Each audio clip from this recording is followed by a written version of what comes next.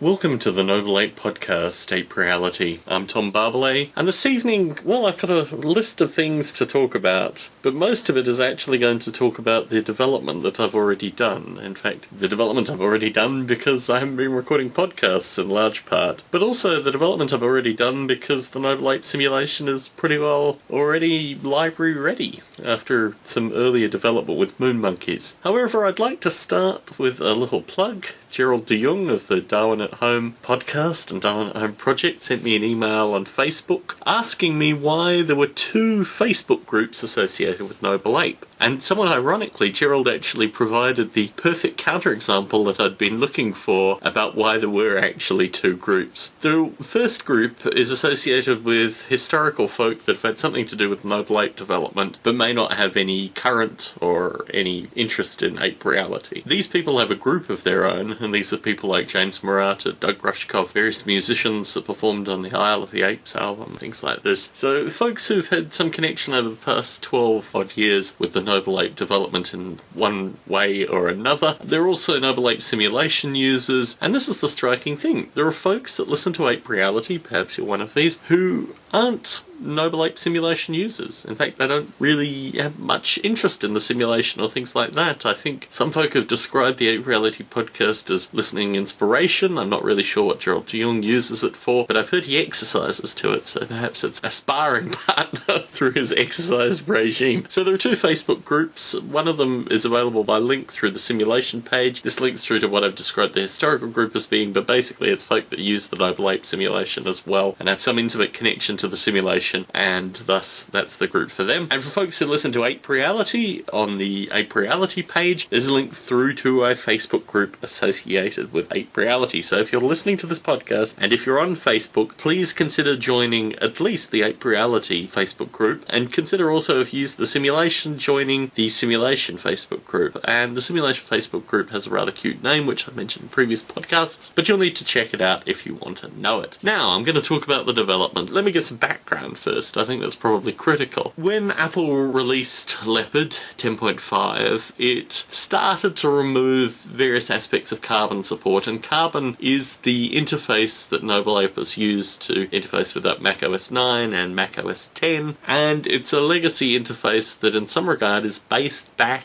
to 1984, the first Mac OS. So the interlacing between the simulation and Carbon and the simulation, the old Apple interface, is very, very thin. I don't want you to think that this is something that, reaches down into the kind of depths of the simulation. It is really just a facade. And in that regard, when I did the CHUD development with particularly people like George Warner at Apple, I had quite a bit of correspondence about how to implement Carbon in this new environment. Now, my thinking at the time was that it related to an iPhone interface or something like that. However, the more I think about it, the more I get the feeling that the iPhone interface will be strictly Cocoa and there will be no Carbon interface. Now, Cocoa is run in parallel to Carbon, and that is the development associated with the Objective-C language and historically probably part of Rhapsody and all that kind of stuff that Jobs brought back from Next into Apple. So they're two quite distinct languages, and I've got to give a hats off here to John Klein in particular, because John has mastered both the Carbon interface and the Cocoa interface and is an Objective-C programmer, and I'm going to have to learn just enough Objective-C. I think that's the requirement in order to move any kind of future Mac version of the Noble Ape simulation. So it's one of these surreal things that I now have a stripped-down Carbon interface, but really it needs to be Cocoa probably in the foreseeable future in order to still be a fully integratable Mac application. So it's an interesting thing in and of itself, but some interesting background if you're a particularly Apple-centric nerd. So, what does that mean for the simulation? Well, as I said, the good thing about the simulation is most of it is platform independent, completely platform independent. But here's another curious thing. About probably 2 years ago, I met with Bruce Damer and a friend of his whose name skipped my mind. I will include a link to the Moon Monkeys page so you can remind yourselves faster than I can think of the fellow's name. Anyway, we met in Southern California to discuss the Moon Monkeys project, and at the time, the Moon Monkeys project was going to be a possibly partially funded development between Noble Ape, potentially Dave Kerr's Air, and Digital Space. And it was this idea that NASA wanted a rich simulation environment, and these components were going to be the testing parts of that. Now, skip forward maybe 3-5 months, I had developed the Noble Ape simulation in a direction where it would be very easy for it to be library componentized for the likes of Air or Digital Space to pick up sections of the simulation. And then, historically, the Intel release of the Noble Ape simulation occurred, and the priorities were then very swiftly shifted onto that. And I may have got my timing on my history slide out of whack. I think I have in some regard. But there was development, actually, I think maybe, well, how did it go? Intel, Moon Monkeys, Intel. So there was kind of secondary development, and the code had to be reintegrated into the Intel source. So there was all this kind of toing and frying. And in the end, I think a large part of the Moon Monkeys development was removed up until the past week and a half. So when you start thinking about dividing the Noble Ape simulation into libraries, the divisions that I've made so far that seem to make logical sense is the idea of the hard simulation, the soft simulation, the file IO ape script stuff, which handles both the file parsing, which is, it's not XML, it's not even XML-esque, but for folk that are familiar with XML, it is a similar kind of structural syntax in some regard. And then ApeScript, which is obviously the interpreted, executed Noble Ape language. And the fascinating thing is that the file IO and ApeScript are progressively integrated. So the stuff that reads the files and puts it into Noble Ape data that can be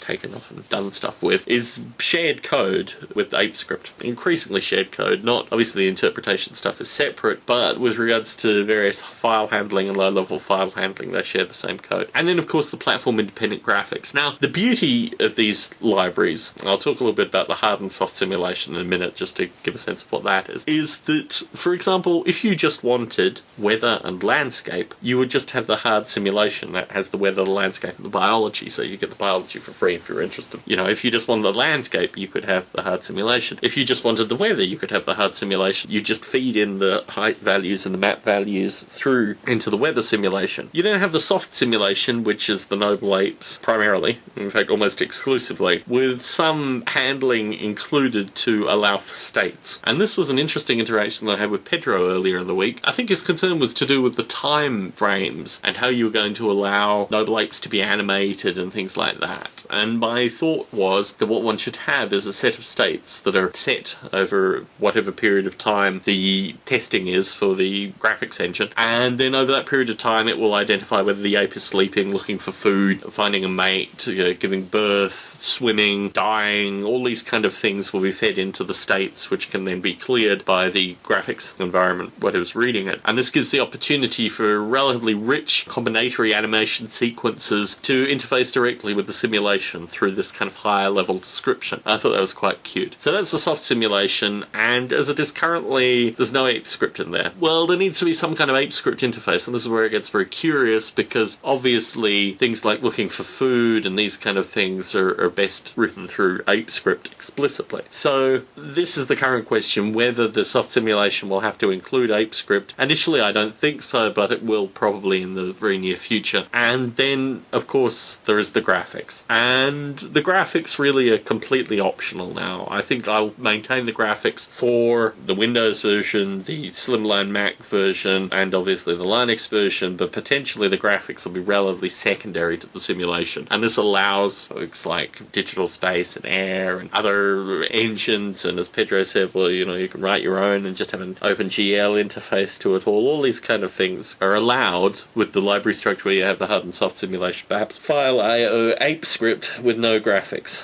Well, with no platform-independent Noble Ape-esque graphics. So that's the libraries as they stand. There may be a overarching high-level library that will be used for compilation of a traditional simulation through Cocoa or things like that. The color handling and other aspects to the graphics in particular will be stripped out of the platform-dependent code. There's still a little bit of translation of platform-dependent code and put purely in the graphics code, which will make it, again, optional for folk who write stuff with the libraries. The final point know what to make about the library development is error handling, and this is something I'm very sensitive to, because initially I think there's going to be a lot of tinkering with the stuff, and the most immediate feedback about mistakes that occur in the tinkering is probably going to be really positive. I don't want a situation where folks are tinkering with the libraries and just getting garbage values or getting crashes or not getting anything adequate to describe what is going wrong and why it's going wrong. Now obviously the source code will be distributed with the libraries as well, so people can go back, look at the source code, look at the library, get a sense of what's going on if they want to debug into the source code, this kind of stuff. But the error handling is something I'm very cognizant of, and it will be optional. I will produce error handled and non-error handled versions of the libraries, and people can choose which ones they want. I recommend initially obviously the error handled versions, whether they choose in a release version to have the fully error handled version as an interface through the release back to the users that are tinkering, or whether they'll have their own error handling interface between the library error handling interface and their users, or whether they'll just, having developed the stuff around the libraries, no longer need an error handling interface. They can have the streamlined down library. All these options are available in providing two different libraries. Now, the big thing, documentation, website, other things to assist people actually doing the development with this. This is where it gets really interesting. It's one thing just releasing a library and some headers and things like that, but getting the documentation, getting the developers involved and passionate and excited. I mean, these are things that, I'm still left scratching my head about in some regard. I'm trying to get a small pool of developers who are already developing artificial life or artificial life-centric stuff that may be receptive to this kind of stuff to be early on testers and to give direct feedback. However, all this is touch and go. You roll dice. It's not something that can be immediately quantified. I mean, if you look at the development of ApeScript, for example, this is something which, when it was released, had maybe half a dozen to 24 developers at most working with it at any given time. So you can never really be sure how these things are going to be picked up. And what I'm interested in doing, actually, once these things have been released, is in improving the hard simulation, improving the soft simulation, maybe integrating ApeScript and the file I/O directly into the soft simulation. And, well, the graphics, they have set their purpose, as I've said in previous podcasts. They've done their bit with regards to the simulation, and it would probably be better to have third parties or a new OpenGL engine written,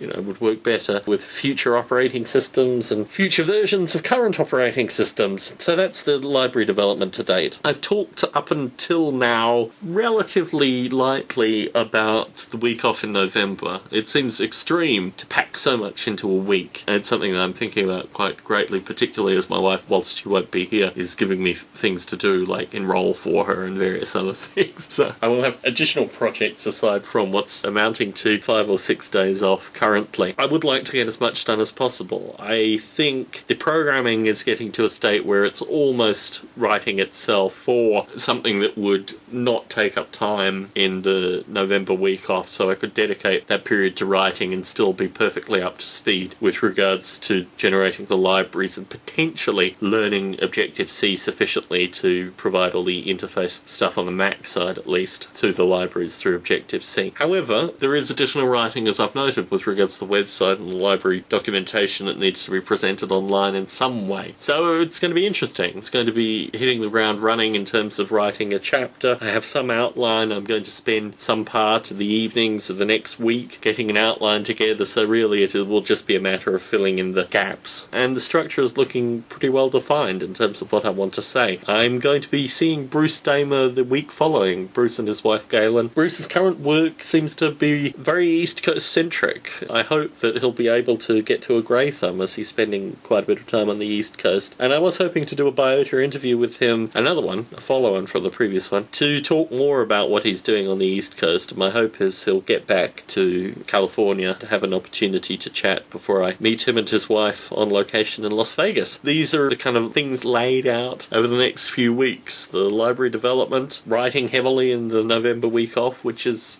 8 days away now? Maybe 9 days away? And meeting Bruce Damer the week following, which will hopefully give a roundup of the writing period and all these various other things that are going on. My hope is to get some equipment early next year to make the recording of Biota podcasts in particular a lot easier and to open up the conversations for more discussion. I think the interesting thing with recording these podcasts is the recording part is really the easiest part. It's just the post-production, which seems to be the most time-consuming, and whilst this podcast is being recorded on Thursday evening, it will probably take a few days for it to filter out onto the RSS feed in terms of all the post-production work that needs to go on. This is just with a single recording source. If you had multiple recording sources, as was the case through the Biotic Conversation, it's amazing how long it takes to actually edit down a podcast with multiple tracks. When I did the Best Damn Podcast Ever, I had 3 or more tracks, an hour and a half to 2 hours worth of audio per track that I mixed down, and it was completely brutal. It's not something which I want to be doing particularly. I don't know, it adds an inertia basically to the process. So I'm hoping by having digital recording and an improved setup and levels and things that I can alter on the fly easily and multiple call-in points in terms of Skype and phone and things like that, that the process will be a little bit easier and it will cut down some of the editing. A large portion of it is to do with software editing as well. So my hope is with the hardware recording, the software editing will be slightly easier. But all that's to be seen. Anyway, I think this has probably covered all the bases that I wanted to touch in a current Ape Reality podcast. If you have any questions, tom@nobleape.com. As I mentioned, those 2 Facebook groups, one available from the simulation page, nobleape.com/sim, and one from the Ape Reality page, nobleape.com/reality. Thank you very much for tuning into this podcast. Look forward to you tuning into the next podcast.